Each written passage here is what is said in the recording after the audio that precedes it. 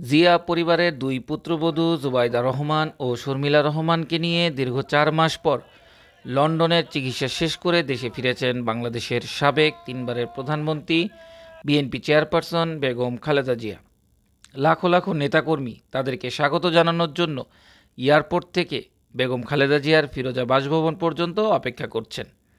এ সময় স্বাগত জানানোর জন্য উপস্থিত ছিলেন মিরপুর থানা যুবদলের সাবেক সিনিয়র যুগ্ম সাধারণ সম্পাদক আনোয়ার সাদাত খান রনি। প্রথমে আমি শ্রদ্ধাভরে স্মরণ করব পরম করুণাময় আল্লাহ তাআলাকে। আল্লাহ তাআলার অশেষ রহমতে এবং ওনার কৃপায় আজকে এই দিনটি আমরা দেখতে পাচ্ছি।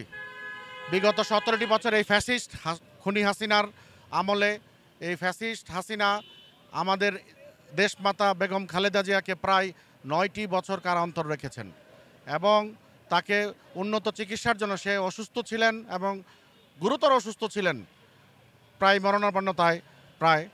কিন্তু এই ফ্যাসিস্ট হাসিনা তাকে উন্নত চিকিৎসার জন্য বিদেশে যেতে দেননি এবং সেই সাথে আমাদের প্রিয় নেতা, আগামী রাষ্ট্রনায়ক, আগামী বাংলাদেশ বিনির্মাণের প্রবক্তা, আমাদের জননেতা জনাব তারেক রহমানের সহধর্মিণী, বিশিষ্ট চিকিৎসক এবং আমাদের এই প্রিয় ভাবি জনাবা জুবাইদা রহমান, উনি এই 17 বছর এই রোশানলের কারণে উনি বিদেশে ছিলেন, বাংলাদেশে আসতে পারেননি।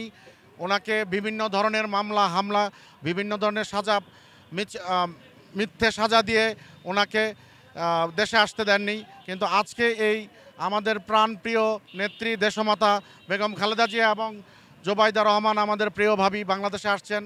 আমরা বাংলাদেশ জাতীয়তাবাদী যুবদলের সাবেক ভারপ্রাপ্ত সংগ্রামী সাধারণ সম্পাদক, পল্লবী রূপনগর তথা ঢাকা 16 আসনের অভিভাবক, আগামী কর্ণধর জনাব শফিকুল ইসলাম মিল্টন ভাইয়ের পক্ষ থেকে, বাংলাদেশ জাতীয়তাবাদী যুবদলের পক্ষ থেকে আজকে আমরা দাঁড়িয়েছি। সাথে বাংলাদেশের এই লক্ষ লক্ষ মানুষ, আপামর জনতা, তাদেরকে শুভেচ্ছা জানানোর জন্য, ফুলেল শুভেচ্ছা জানানোর জন্য, আমাদের দেশমাতা এবং জুবাইদা রহমান ভাবিকে একটি নজর দেখার জন্য আমরা তাদের সাথে সকলে দাঁড়িয়েছি। এটা আসলে বলে ভাষা প্রকাশ করার কিছু নেই। ইনশাল্লাহ উনি এসেছেন এবং এখন আমরা শুভেচ্ছা জানাচ্ছি এবং যুবদলের পক্ষ থেকে শফিকুল ইসলাম মিল্টন ভাইয়ের পক্ষ থেকে ফুলেল শুভেচ্ছা জানাচ্ছি।